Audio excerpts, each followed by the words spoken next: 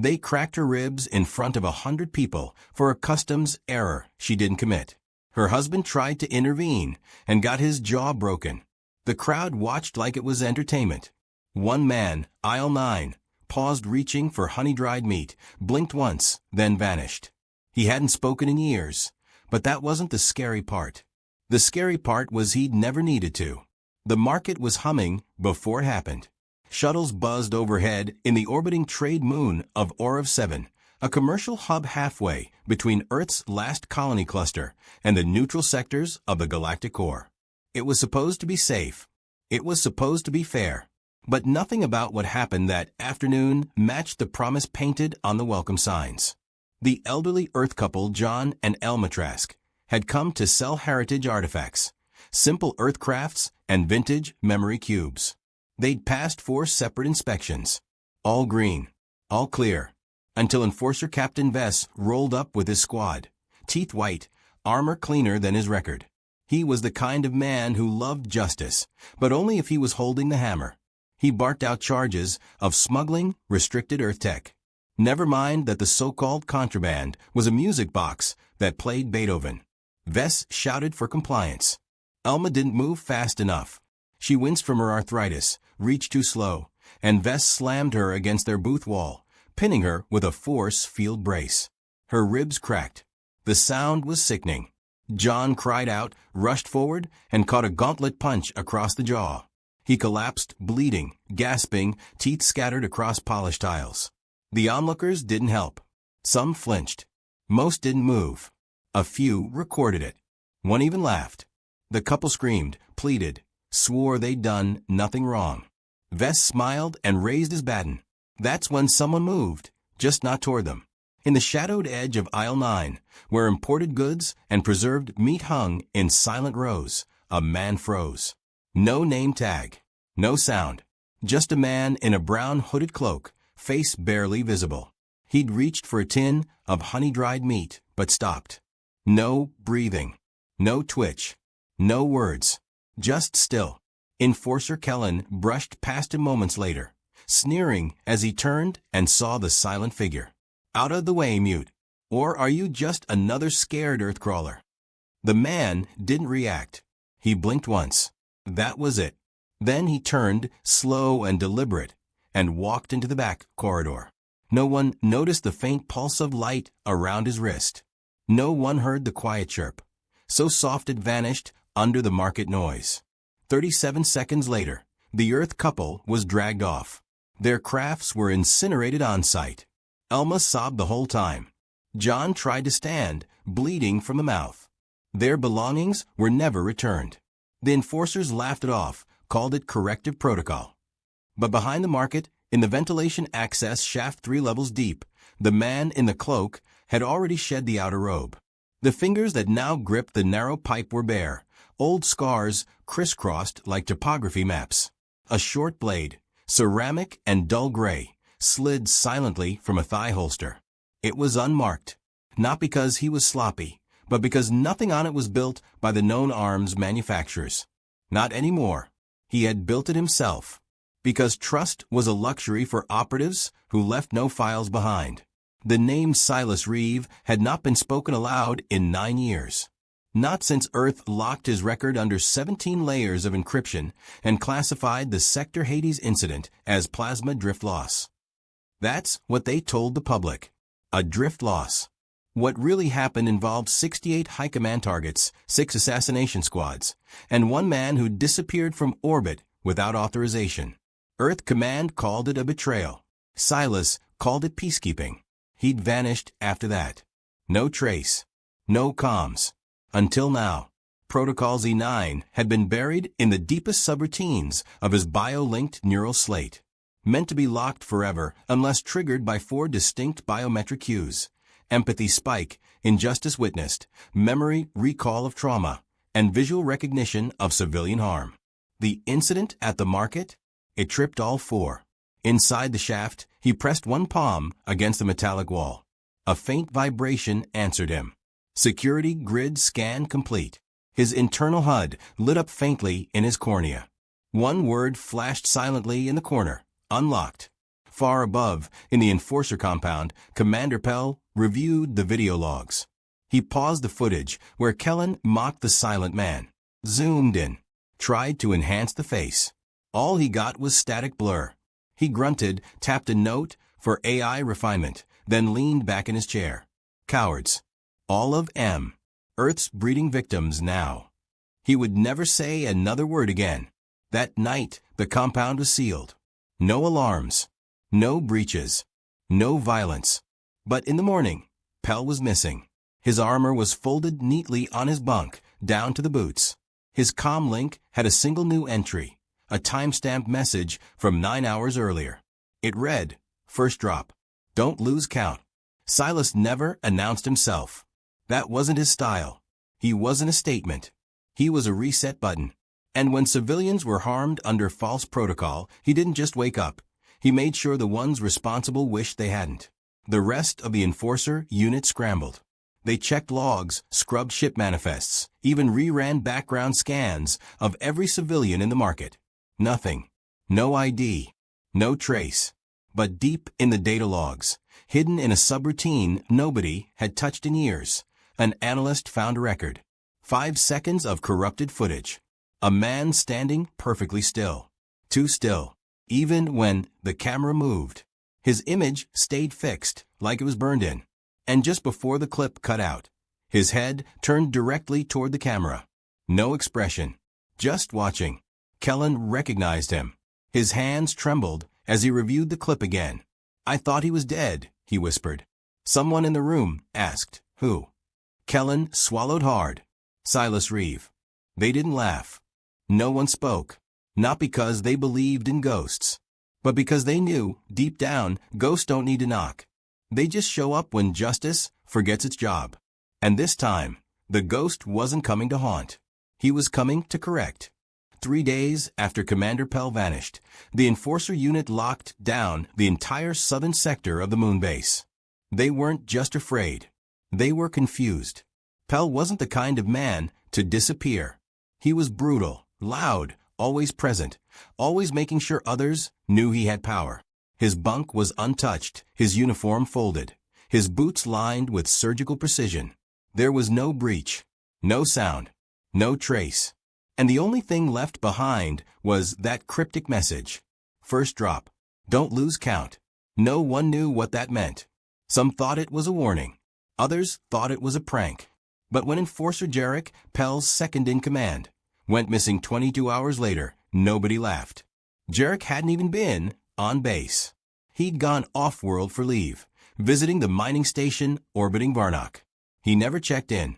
His ship was found floating, systems online, engines humming, but the cockpit was empty. No blood. No damage. Just a leather-bound copy of a human book on the pilot seat. The Art of Silence. No one understood the reference. But Earth Command did. When Earth's liaison officer, Colonel Denar, received the report, he didn't hesitate. He pulled an old archive from the locked files and stared at the decrypted face. Silus Reeve. Listed MIA. No rank. No medals. Just a status. Retired. Forced. Denar had been a junior handler during the Sector Hades incident. He remembered the aftermath. Not the mission report, but the faces of the retrieval team who came back and never spoke again. 6 elite operators. Hardened. Trained for planetary war. All of them discharged for psychological instability within the year. The only thing they said before leaving duty was one sentence, always the same. He looked at us without blinking. Denar knew better than to believe in myths, but he also knew Reeve wasn't a myth. He was a sleeper. The kind of operative you don't activate unless your planet is on fire and no one else answers. But no one had activated him this time. He had activated himself. And that was a different kind of danger. The internal investigation team on Operative 7 tried to find a pattern. They interviewed witnesses, checked all footage from a market, and even brought an enhanced AI to scan facial recognition data. Nothing came up. The only thing the system flagged was a security lapse in an unused access corridor behind the market. A ventilation grate had been tampered with once. No alarms had triggered. The system thought it was a rodent. Analyst Rena Trask, the daughter of the couple who'd been assaulted, had been working quietly on the case, even though she hadn't been officially assigned. She'd quit her job at Galactic Data Archive 2 years ago after being denied citizenship in the core systems. She had no love for the enforcers, but she had a talent for spotting what machines missed. When she saw the Great Log, she knew something was off. The tampering timestamp was within 3 minutes of her parents' attack. That wasn't coincidence. That was alignment. She ran her own scan of the footage and noticed something strange. One camera facing aisle 9 glitched for exactly 4 seconds. But not the kind of glitch caused by interference. The glitch was shaped. A square of frozen image, perfectly cut and held in place. Like something had overridden the feed and replaced it with a fake static mask. She enhanced the edges, overlaid with heat mapping, and found them possible. A body-shaped blur. No temperature. No movement trail. Just a thermal hole. A ghost signature. When she presented her findings to the base commander, she was told to drop it. The enforcers didn't want panic. They didn't want whispers of rogue agents. They didn't want to admit they'd angered someone too quiet to warn them first. Rena ignored the order. She kept digging. And the deeper she went, the more signs she found. Not overt ones. Not violence. But absence. A patrol team's sidearms found in a janitor closet. 3 squad bikes parked sideways, batteries drained, but no riders. A weapons locker opened and left untouched, except for one item removed. A decommissioned ceramic blade. Serial wiped. Inventory tag missing. The final clue she found chilled her more than any of the rest. A coded tag embedded in the magnetic locks of the outer hangar. Hidden so deep even military-grade scans would have missed it. The signature embedded in the code was a rotating cipher used only by one unit. The disbanded Ghost Cell, Earth's off-record assassination division. Every single member had been accounted for after the program was shut down. Except for one, Reeve. The base's new interim commander, Varen, doubled security. Not to stop the operative, he knew that was impossible, but to reassure his own people. Guards were placed at every access point. No one entered or exited without retinal scans and double confirmation. Even that didn't help. 2 days later, Varen found a personal note on his pillow. It wasn't electronic. It wasn't printed. It was handwritten on real paper. 5 words. You're third. Don't waste it. That night, he didn't sleep. No one did. Paranoia spread faster than any disease. Officers began second-guessing each other. Some tried to resign. Some tried to desert. But every exit path had already been locked down.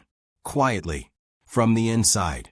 Meanwhile, on a distant plateau 3 clicks from the market dome, Silus stood beneath a false sky and watched the stars flicker through the transparent dome glass. He didn't smile. He didn't feel satisfied. This wasn't revenge. It was correction. The kind that had to be delivered without speeches, without threats, without emotion. Because if he allowed himself to feel what he saw at that market, he would have gone too far. And if he went too far, there wouldn't be a base left to bury. Instead, he opened his wrist console and scrolled to the encrypted log. He marked another name, Kellen. And then he waited.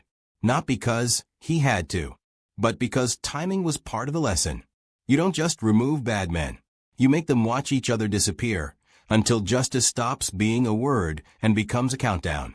The first official acknowledgement of Silus Reeve came not from Earth Command, not from the Galactic Council, and not even from the Enforcer leadership. It came from a terrified junior officer named Bren Malco, who found himself staring at a surveillance freeze frame and whispering the operative's name like it might summon him. The image was incomplete, corrupted, little more than a faint human silhouette outlined in blue static. But Bren had seen it before, not in real life, but in a restricted orientation file back at Earth's Black Archive training. The face wasn't shown. It never was. Just the posture, the stillness, and the terrifying context. That file had been labeled Restricted Contact Class 0. Beneath it, a warning. If this operative appears, assume mission failure. Assume leadership compromised. Do not engage. Do not communicate. Evacuate and wait for cleanup. Bren reported it to his superior. His superior deleted the report and told him to forget it. But forgetting became harder when Captain Vess started showing signs of cracking. He stopped holding public briefings. He stopped mocking civilian complaints.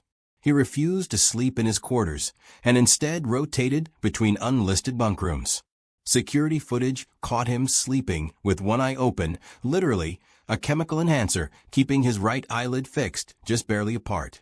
When questioned, he said nothing. But everyone noticed his hands shook when he typed. Word spread fast, especially among the officers who had been involved in the incident at the market. 5 had directly participated in the punishment of the Trasks. 3 were already gone. Pell had vanished. Jarek had been found only in name. And now Vess, the instigator, the man who struck Elma Trask across the spine, was jumping at shadows and whispering in locked rooms.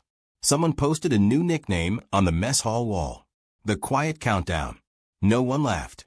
In an attempt to take back control, the Enforcer Command called in a specialist from the Corps, a psychological warfare expert. Her name was Kella Oris. She wore white, not black, to signal transparency. She spoke calmly, confidently, and told the personnel that what they were experiencing was a psyop. One executed to mimic Silus Reeve's pattern, but likely not involving the actual man. It was, she claimed, a tactic used by rogue cells to paralyze justice systems by seeding paranoia. She even gave them graphs, confidence levels, historical charts. By the end of her presentation, she had convinced 70% of the staff that Reeve was a myth used to control fear. Then her assistant went missing. He had gone to fetch a thermal scanner from the logistics wing and never returned. His badge pinged one final time at 19:04 near the old vent shaft behind the market. After that, silence. When Kella demanded an explanation, the only footage they had showed her assistant walking down the hallway, then pausing, staring at something off-screen. He smiled slightly, then turned off his own body cam. His comm never came back on. His room was found untouched except for one change. His datapad was opened to a news article dated 15 years ago. The headline, Red Earth Operative Wipes Out Pirate Fleet Using Farming Equipment. The photo showed burning ships. In the background, blurred by dust and fire, was a single man dragging a crate of potatoes. Kella left the station the next morning. Meanwhile, Colonel Denar was watching everything from Earth's diplomatic post on the Central Ring.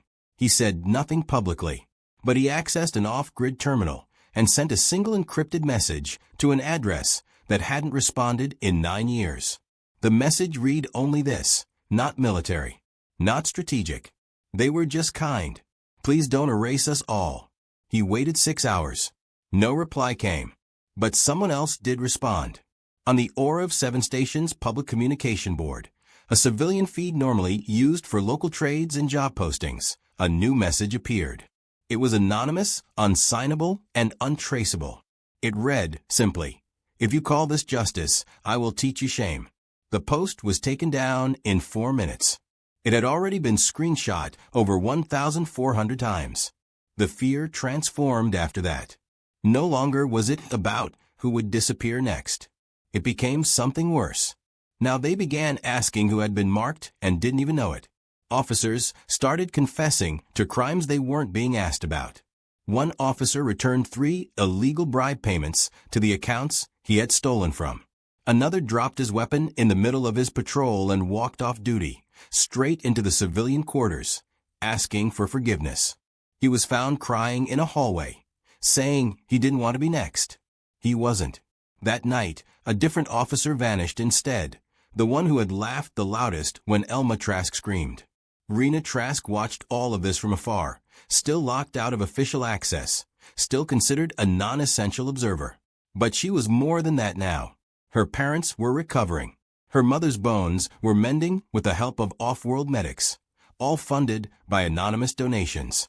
Her father was walking again, jaw wired but steady. But they both remained silent about what had happened. Rena wasn't silent. She was hunting patterns. And one night, she saw something no one else noticed. All the disappearances occurred in perfect sequence.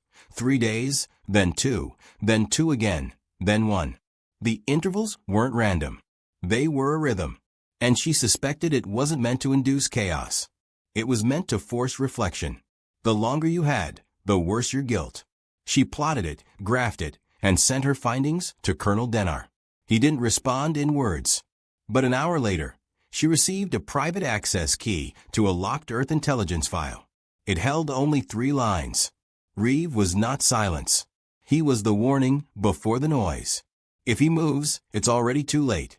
And, at the bottom, a quote from the Operative himself, from a court transcript long since buried.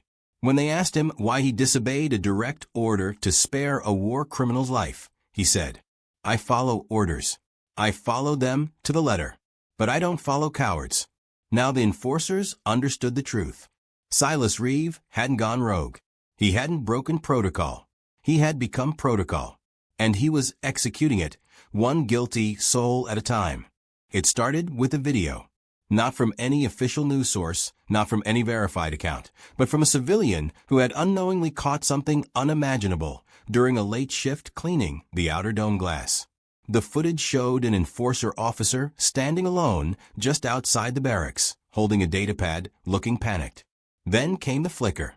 Not movement, not light, just a subtle distortion in the air beside him, as if something passed through heat. The officer froze, dropped the datapad, and turned slowly. The footage glitched for 1 second. When it resumed, the man was gone. His weapon belt lay where he had stood. The datapad screen blinked a single phrase. "The apology is overdue." The video went viral within minutes before it was forcibly wiped from every civilian device. But it had already been downloaded, shared, sent across the stars. And then the apologies began. The first came from Kellen. No one had seen him since the market incident. Rumors said he had fled off-world, taken refuge in the orbiting casino cluster where enforcer regulations were thin and bribes were plenty. But then a new message appeared on the central feed. A private stream, authenticated and live. It showed Kellen, face battered, eyes sunken, voice trembling as he read a confession aloud. He recounted every lie, every abuse, every civilian he had hurt, mocked, or ruined. He named names. He gave dates. He asked for forgiveness and swore he would never serve again.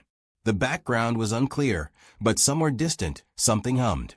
It sounded like a low, vibrating engine or an old-world violin, string stretching past its limit.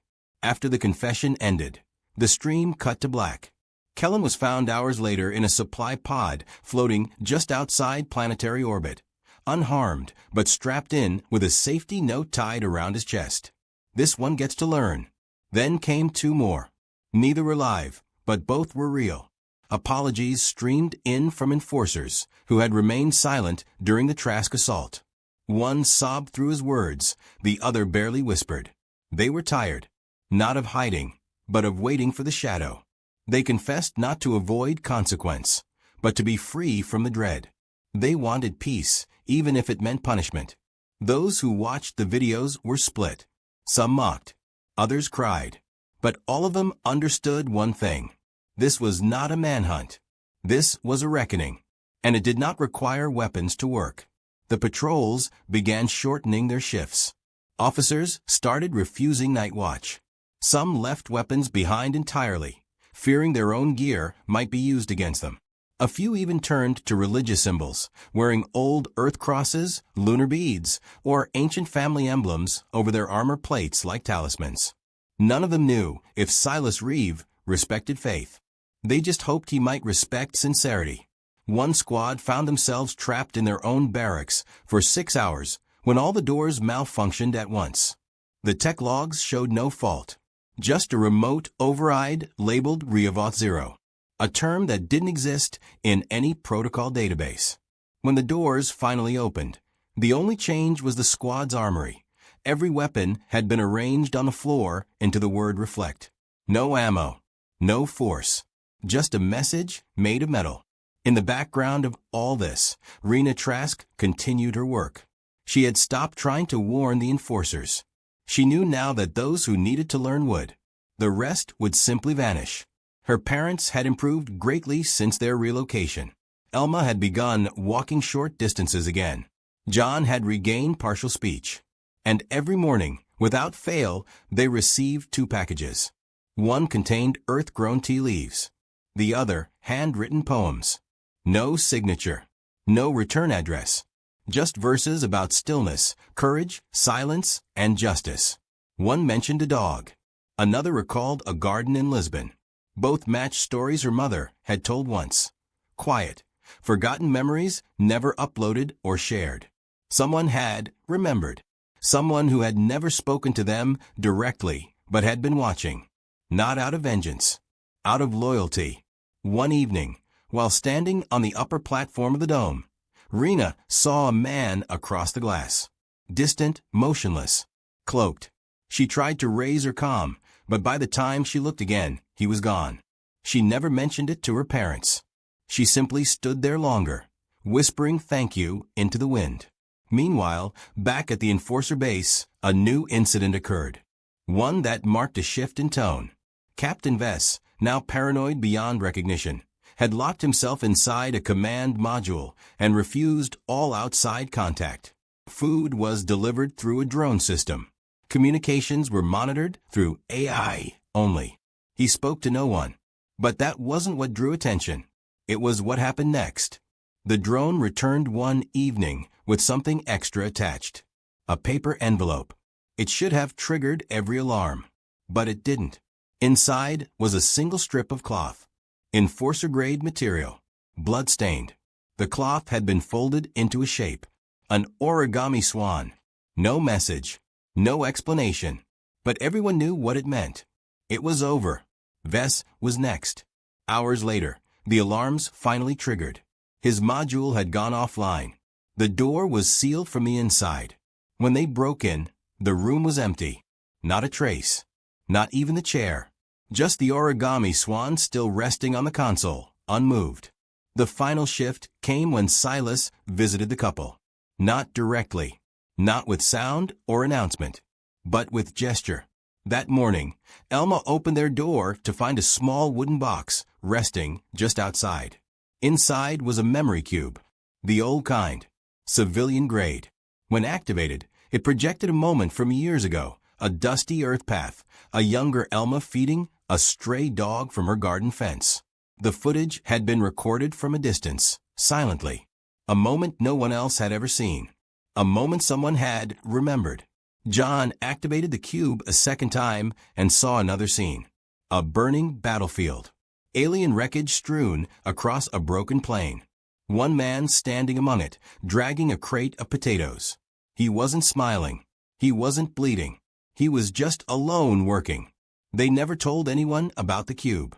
They simply packed it away and sat quietly that evening, holding hands, drinking their tea. The stars shone outside the dome glass, and they knew, even without hearing it, that they were no longer alone. Not because someone was protecting them, but because someone had chosen them as worth defending. That choice echoed louder than any weapon, louder than any speech. It spread across channels, across systems, across command centers that once mocked Earth as primitive. Now, they whispered its name with caution. Because Earth had sent no army. Earth had made no declaration. Earth had sent just one man. And when he moved, the galaxy held its breath. The Galactic Council convened in emergency session, though no one said the word emergency out loud. They gathered not to discuss war, invasion, or political betrayal, but something they couldn't categorize in any official document. A silence. A ghost. A phenomenon that had begun with a single bruised couple on a neutral trade moon and had now spread fear through 3 systems, destabilized an Enforcer branch, and sparked civilian revolts against unjust authority in over 9 outposts. No one knew exactly what to call it.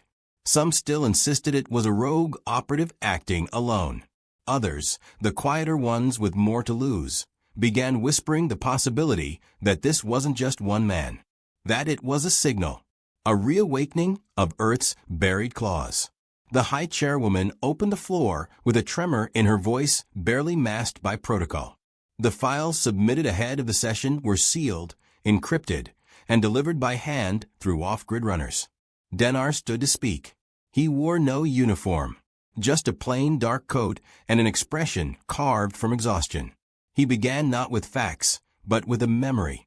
He told them about the time years ago when a pirate fleet ambushed a refugee convoy near Earth's supply route.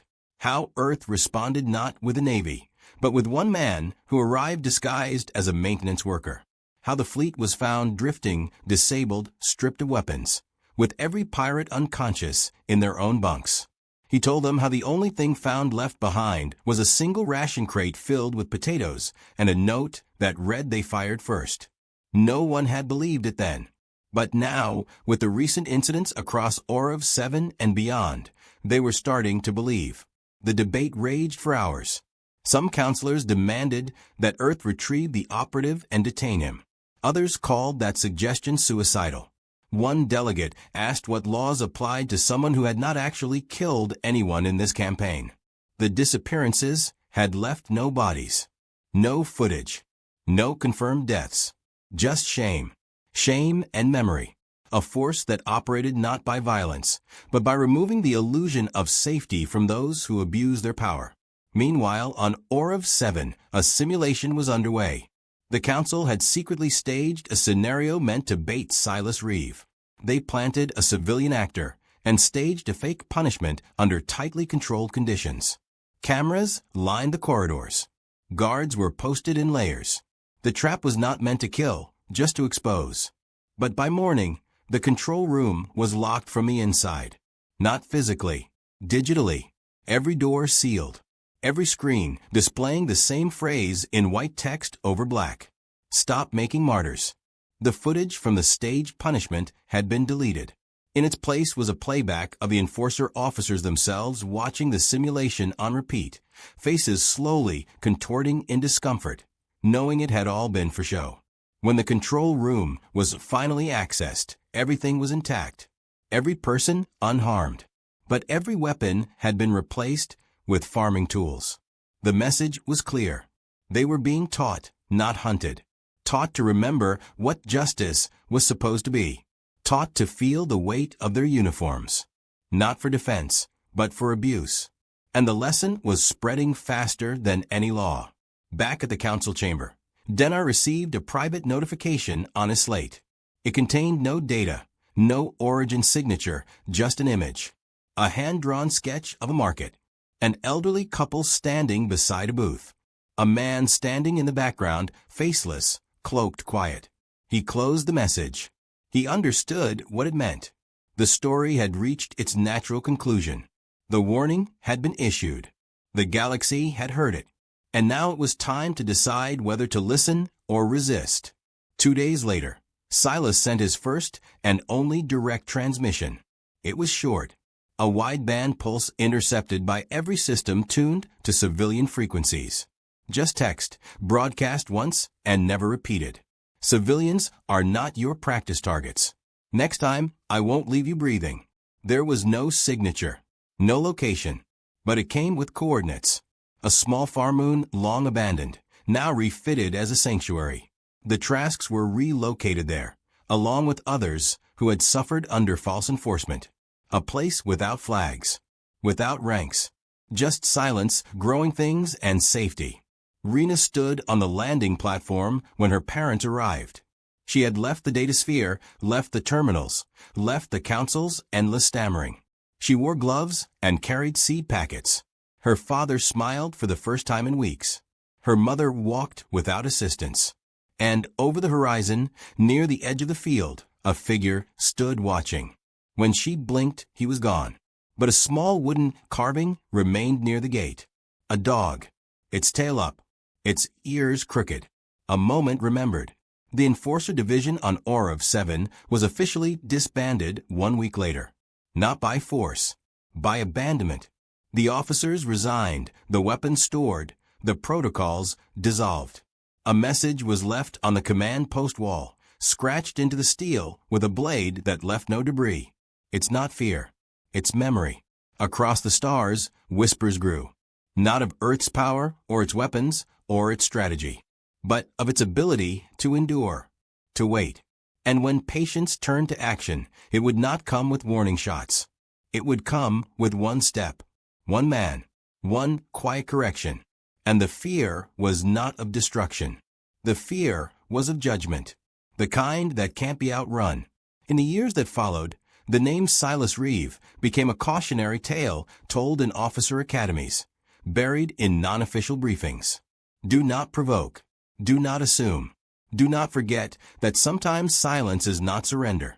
Sometimes it is the sound before the storm. And somewhere, on a moon where flowers now grew in neat rows and children played without supervision, a man in plain clothes moved among the trees, checking the soil, fixing irrigation, helping a boy learn to hold a spade. No rank, no past, just hands that once held a blade and now held seeds. Not because the mission was over, but because this time he was building something no one would dare tear down again.